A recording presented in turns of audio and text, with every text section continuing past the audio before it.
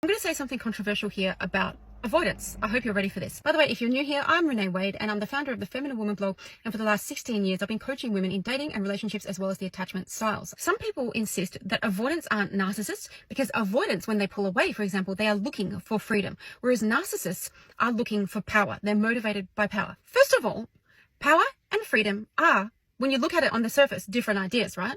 But they're actually not that different. The concept of power and freedom actually converge quite a bit, especially when we're talking about avoidant attachment style. So here's my controversial opinion. Are you ready? We all know Ted Bundy, right?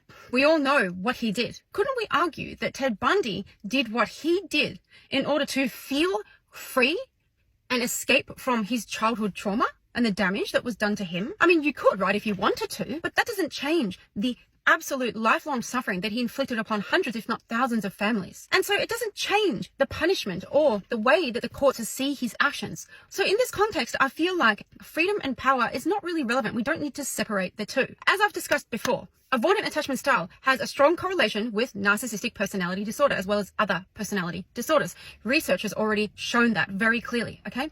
So even though they are two separate frameworks, they do overlap. Because ultimately with avoidance, when they pull away in the name of protecting themselves from feeling their childhood wounds, or whether they're pulling away for power or not, makes little difference in the suffering that they create on their partners and on the people that they may apparently love. So let me ask you a question.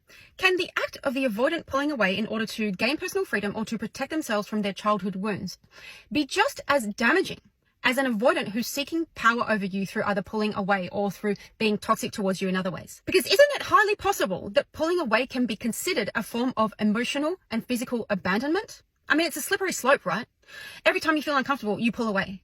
Every time you don't want intimacy, you pull away. You spend the whole weekend at golf. You spend days at a fishing trip while your partner is alone, wondering whether they even have a committed relationship or not. It's a slippery slope.